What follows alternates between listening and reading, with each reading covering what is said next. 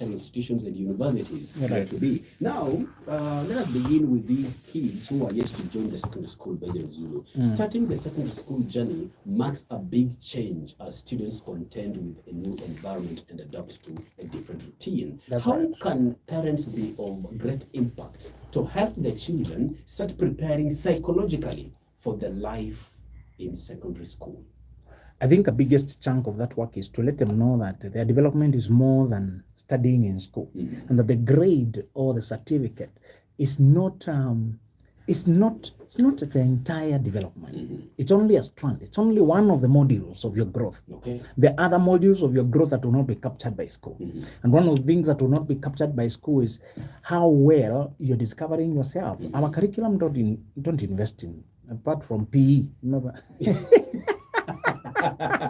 Stretching, kicking the ball, which was really physical exercise, but it did not involve who are you, where are you headed in this life. Yesterday I was talking to one lady, and she has done a PhD, and she's telling me she's dating this guy who has not gone to college, and they had the best couple. The advisor couple is telling her that you should put aside your education and get just a good guy as long as you can do life. I'm telling her, how can you put aside your education? Your PhD is not the paper, it's who you are now. Once you study, that knowledge becomes integrated to your new identity. You need to let your kids know that it's not a certificate that is learned, it's you. Brahma, be careful. Don't be advised by people who have not reached where you have reached. They will tell you queer things. Put aside, you should forget for a moment that you are this learner. Don't bring your education between you and your. This is you. Exactly. So, I like that. Even if they take away the paper, it's the way you think that has been transformed. It is the mental stretch. It is your level of reasoning now. It is your investigative way of thinking. You can't tell me, no, forget that law degree. For here, we are not interested in that. Actually, we are just trying to it's another layer to my personality. The way I see the world. So I asked her, so how will you put it aside? Your reasoning has changed. So with your children, concentrate on who they become after the class 8, not what they get. We focus on the marks too much. Exactly. And we begin to grade and value our kids depending on the marks they came out with. Did their thinking change? Do you know how to?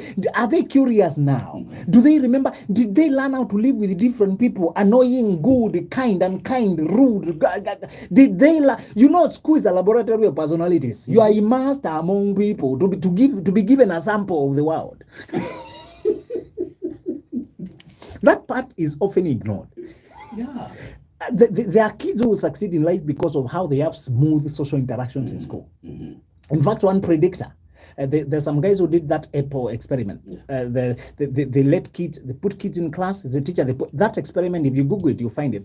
It's many years, hundreds of years old. But it was meant to demonstrate in class other things other than studying. So the teacher gave each kid one fruit, one apple, and told them, you can eat your fruit right away, or you can wait. I will go for a while and I'll come back. For a while, I'll not tell you how long, but I'll be back. If I come back, I find that you have not eaten, I'll add you another one.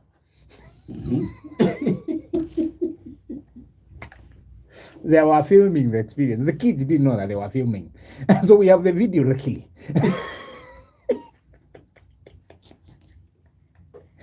It was observed that those kids who made up their mind to wait, they distracted themselves. The apple was just in front of them. And that's an experiment I want you to be conducting among your small circles, to teach other values other than...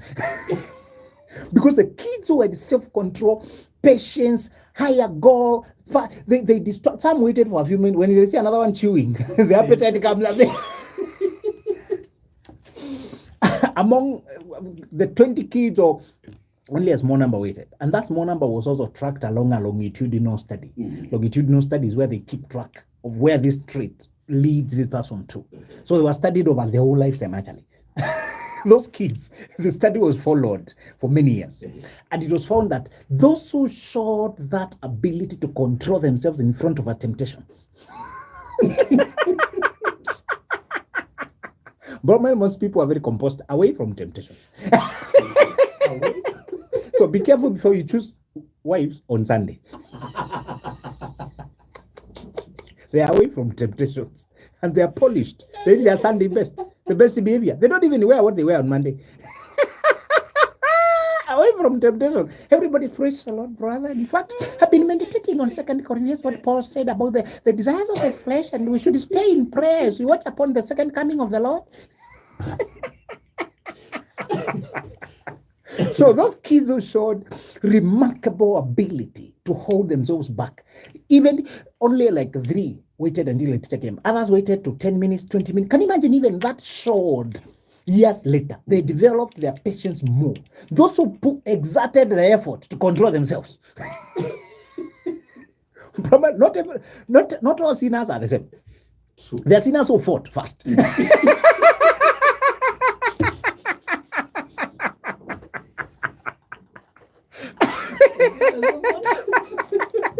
They succumbed after fighting. That's a better sinner.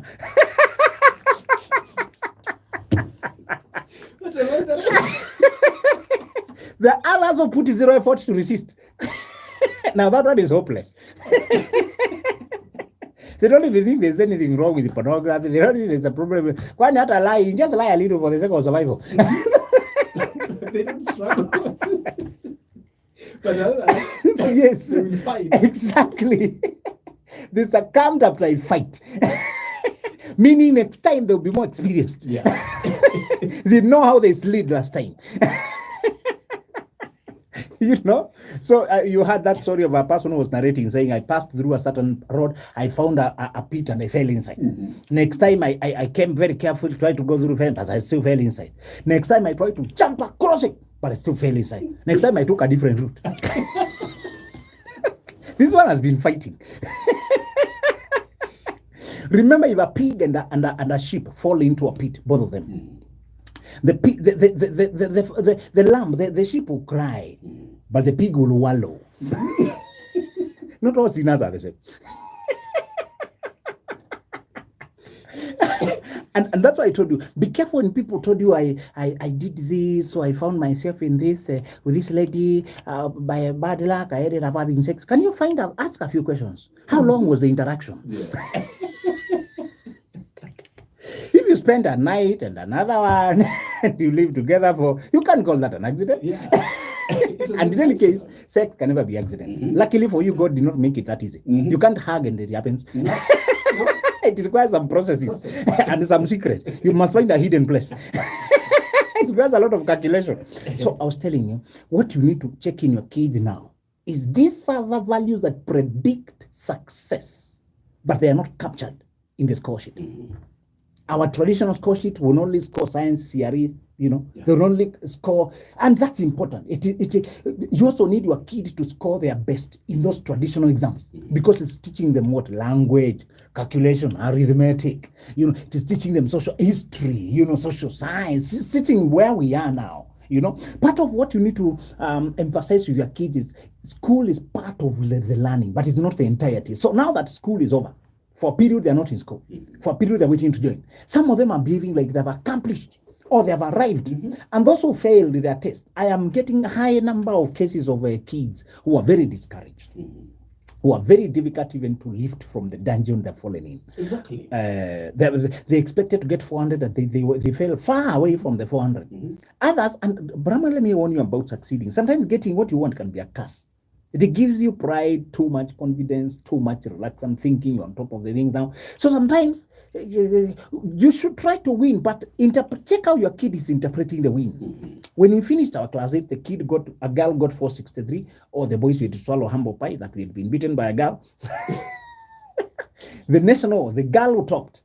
But I said quietly, and I told those close to me, by the time in the next 2 systems of education, high school and campus, I will have beaten that girl by far. Mm-hmm.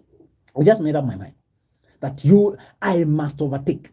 I cannot, because she has left me with a lot of marks, almost 100 marks. It's like her whole paper. When you scored a 0. Exactly. It's like she started a paper that I did not see it. So it's like, the arithmetic and the athletics and the number 1 laps people until he laps number 2. So when they're counting the number 1 differently than the other guys. So I decided that In my local context, I was number one, but I was looking at the national number one because I wanted to compete nationally, not locally. Yeah. So even if your kid has won locally, remind them that the competition is wider. It's not just local. So one of the things you need to tell your kid, number one, is it's not just about grades, but character. And character is qualities like, character has emotional qualities. In fact, we have valued intelligence and we think it's about intellectual activity only. It's very unfortunate that today we only discuss about thinking capabilities. Now, emphasize the following qualities for your child: patience, all right, ability to empathy, to empathize with people, ability to control your own anger, ability to read your own emotions, to know that I'm hungry and irritable. I think I'm too tired and fatigued. I can't talk right now. Let me rest first. You need to teach your kid how to say, I feel hungry. I want to say, I'm sorry. I want to say, I'm excited. I want to say, I feel disappointed at my marks, but I've gone through it now. I've adjusted my view. Those emotional languages, especially for boys, because most men are not at home. In most families, it's the mothers who go home early. Even if curfew forces men to go home, they go home only physically. Yeah. Mentally, they're still online. No. A person who did not want to be home, they will not do anything even when they're home. Yeah. They'll only make the atmosphere difficult, in fact. So one of the things you need to educate and let your kid know is it's not just about where the mark is scored, it's about the character you're becoming. And they asked me, what is the boy child? What is the problem with the boy child? I told them it's because the boy child is alone. The girl child is with the mother. They're running in the home. Yeah. They are home by dusk to prepare things. The girl child, all girls always have a curfew. They're used to curfews. You are the ones who are shocked. Ladies are used to curfews. The only people who are struggling, women have always had a deadline to get home. In fact, it is always sunset. You guys are complaining about 8 p.m. Where I come from, women and chicken must be at home by 6. Do you know, Benjamin, it is very true. I was looking at the video that was circulating on Saturday. Something happened along this thicker road. The policemen. They locked. Yeah, they blocked. I was looking at those videos, and you know, the 3/4 of the people Yes. there are men. Yes. Ladies always get home because of duties. Necessity gets them home. Even when she's away, and you can see how her mind is already at home, making calls, checking this one done, checking this one done. Boys are thinking about football club, the next match, the next boxing match, the next. So this curfew is just harassing the men. For women, it's natural. So now let's ask men, talk about the curfew. The man talk this time. It's about the interruptive curfew. Men have come up with the way bars have learned to circulate alcohol to homes so they can stay in the market. So now we have deliveries. You can order whiskey, they deliver. So the one problem we are having is that our boys did not know that routine of coming home and assisting with duties. All right. So you need to teach your children now routine. In school they were controlled by the bell and the school routine. This time you need to tell them why life does not have bells. And I hope one day they remove bells from school. Yeah. They teach them a thing that does not exist in real life. Give them watches, let them keep time. All we needed is a written schedule. Yeah. Guys, for the purpose of coordination, this class is at 8:30, the other one 10:30, tea break is what do you watch? Are we together? Pop, go. Yeah. If you need personal alarm, buy your personal alarm. There are churches who also have a bell. They hit something. Gong!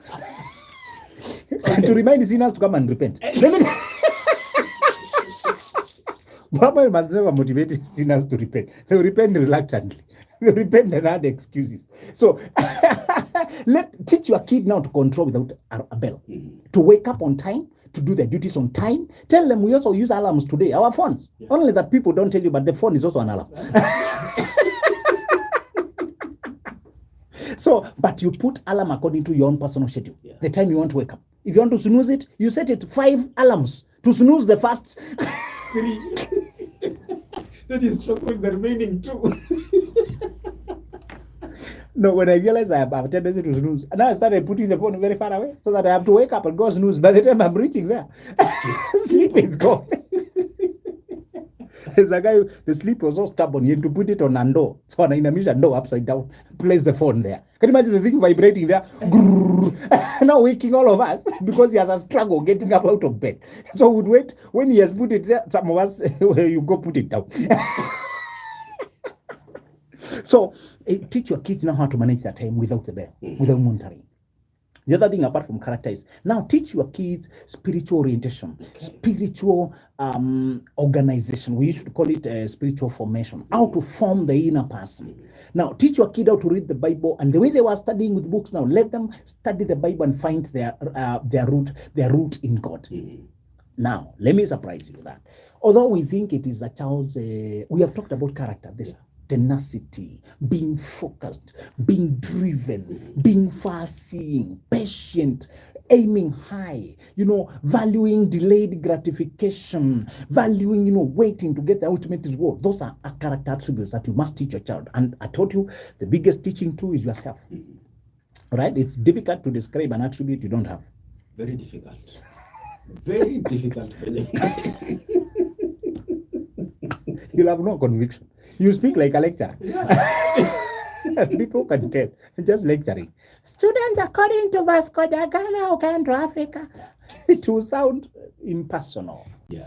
So the other thing you teach your kid is, I told you, there's a place where your character comes short.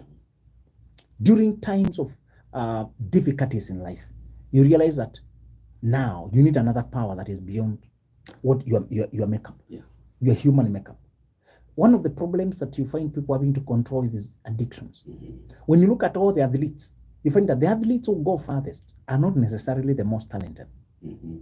The most talented rise quickly, but they don't stay up.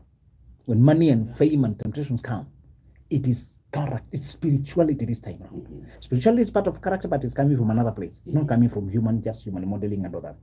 It's a sense of destiny, a sense of calling. By the way, the reason we stay from misbehavior and addiction and indulgence is not because we can't afford it. Some of us can bargain.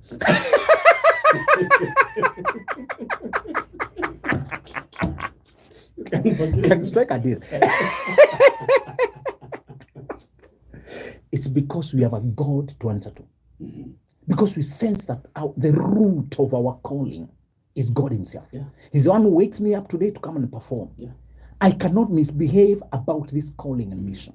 So you need your kid to find a relationship, an identity in God, so that during times of shake-up, temptation, difficulty, lockdown, corona, depression, stress, recession, the only thing that holds you up is your walk with God. Is how sure you are you will sail through this. All right. People who are just human and they're just so earthly minded, they come short when it comes to death. How do you explain death using just patience? The person has died.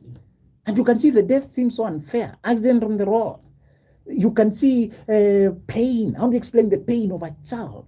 Some things are so difficult. Unless you understand we're in a fallen world. This is not our home. How will you explain cancer in a child? It seems, but once you know there's another force called devil, suffering, pain, sin, the fall.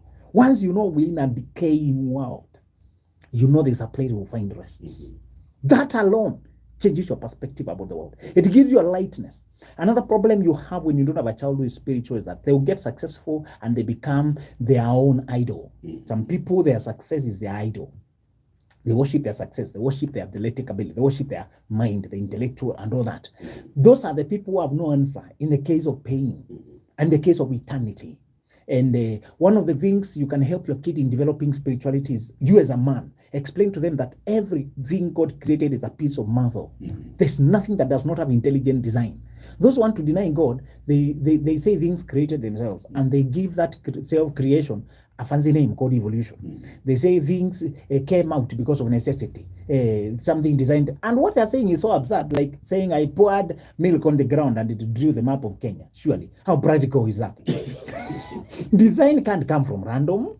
Your eye is so accurate. Even the earth, the way it is tilted at precisely the right angle. Those things can't be random. Your own system, your own body, it can't be random. So what you need to help your kid know that right now is, and remember where they're going, they'll meet a lot of atheists. Even if Christians don't preach, atheists don't stop preaching. These are always tormented by their gospel. They can't keep quiet. They are disturbed by believers. So they must keep poking them. When you go to the university, those are the guys who usually you meet. And you have to sit in their lectures. Yeah. And they get out of topic to attack your faith. And they spend a lot of time trying to persuade you to leave your faith. And they manage to lure some. Those who are shallow, the seeds that were sown and fell on dry rock. I was in that Matthew 13 today. And it was saying that because of lack of depth of earth, they sprout quickly, but when the sun scorched, they dried. Some people lack depth. They inherited Christianity like they were colonized into it by the family. They not in their family prayers and going to church, so they were colonized into it, but they don't have depth into it. Some people never really got saved, never really agree into the Lord. They just found going Sunday school, reciting verses, and because they have a good brain within, now they're spiritual. No, they're just doing it and they're just talented kids. Some play keyboard, some play, and the keyboard that's a devil, as a demon on its own. Because you don't pray, you're just playing. Literally, when people are praying, you're playing.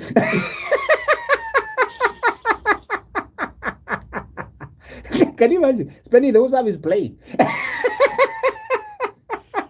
You entertain people as they pray, entertain them as they sing, entertain them even when the preacher is preaching, you're trying to put background. Whenever I have to talk to instrumentalists, I warn them. Instruments can become a constant distraction because music is also very obsessive. Yeah. You want to music through.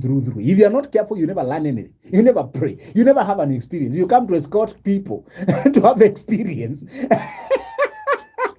And you will never grow yourself. It becomes an industry to you, not a ministry. Industry. That's why you have a lot. And I told you, artists behave like they're mad. Actually, even their dressing, their hairstyle, they can't dress normal. Somebody told them they are special. So they must behave queer, like they are half insane. Can you imagine a guy who would have dressed properly and guided the boy? He must put ear studs, nose studs, funny, just because he's a singer, surely. Singing is just work like football, just like me. What is special with singing? They're just mad. Sometimes singing and sinning, the difference is only the G. You better make sure that G is God. Anyway, let me go on. I don't want too much poetry. Let your kids explore talent at that point. Explore their talent now. We started by saying develop character. Yeah. Number 2, we said manage your schedule without supervision. Yeah. Number 3, explore your talents. Like now, musical, athletics. Now that you're not waking up to go to class, wake up and go and explore your talents. Some of them wanted to be professional gamers. Yeah. Some of them wanted to be a professional something that they did not have enough space for. Now, push them to it. And let me warn parents that I'm getting cases of kids who are becoming more and more withdrawn, aloof, quiet, laid back, very low key kids. And they used to be vibrant, full of energy, full of life. But now, they're just there. And you ask them questions, they answer with one word, with a brief. Yes. No. Can you imagine an answer assisted with a sigh? And you're talking to a 13-year-old. And they are not sick. You know the way when people are sick are struggling to talk. Now this kid, you're talking to them, and they're just eating, sleeping, and sleepwalking. Eating, sleeping, again, sleepwalking again. Walking around half asleep and eating and going back to sleep. And nothing is exciting to them. Only occasionally do they raise their eyes to look at social media and they go back to their slump. And you think it's just a passing wave. Most parents ignore it because they think it's just a passing wave. But then a year goes by. Another year. You suddenly realized we lost this child. We remained with a zombie. Yeah. I want you to teach your kid the following. That your life force is like flame. All right? Your spirit, the Bible calls it spirit. Yeah. Your spirit, the substance that makes your life has sizes. Remember small, extra, medium. Let me teach you philosophy of life. So that thing that makes your life, let's call it life force, it has sizes and health. And it is exercised like your body. Your body has some genetic features of being either short or tall or that. But now, after you have given the frame, you inherit the frame. You don't control that one. You can have a short frame, a large frame. The frame is largely not a matter of your choosing. If you eat right, it will take itself to its genetic coding. Are we there? Some people, even if they don't eat, they'll be bigger than you even when you're eating. The frame they inherited. But now after that, the next thing is how healthy the frame is. Are we together? Yeah. So the spirit you are given can be naturally, large and thinking of, or it can be natural, conservative but piercing, creative, innovative. Now, however frame you have, or short or tall, the same way you can work and make it vibrant. You can make it healthy. Now, how do you exercise your body? By lifting weights. Are we together? Now, you exercise your spirit by lifting challenges. All right? Exposing yourself to difficulties, learning how to be courageous, to be bold, how to overcome stress, depression, how to dream big, how to be excited, how to be full of life. So teach your kid that the life in you is in your hands to make. Napoleon said sometimes death comes from lack of energy. If you let your spirit go to sleep, you can sleep and disappear. Tell your kids that your energy level shows how vibrant you are, how alive you are. Healthy people move. Sick people move slow, moves more. Dead people don't move at all. Life is a scale. How alive you are is shown by how much active you are. So those kids who are joking with becoming brain dead, paralysis of the brain, just sitting there and watching cartoon and eating and sleeping and waking up again, they're succumbing to deliberate mental paralysis, and your spirit becomes candle flame, a small flame. The problem with small flames is that when winds blow, they are the first ones to go out. When troubles come, the timid, the fearful, the withdrawn, the cowardice are the first ones to be taken out. They don't adapt quickly to life. They don't respond to circumstances. They don't have energy, exuberance, self-belief. But those who have worked up their flame, fanned their flame into high self-belief, people like Zuckerberg, who are trying to innovate something and change the world, they ended up doing it.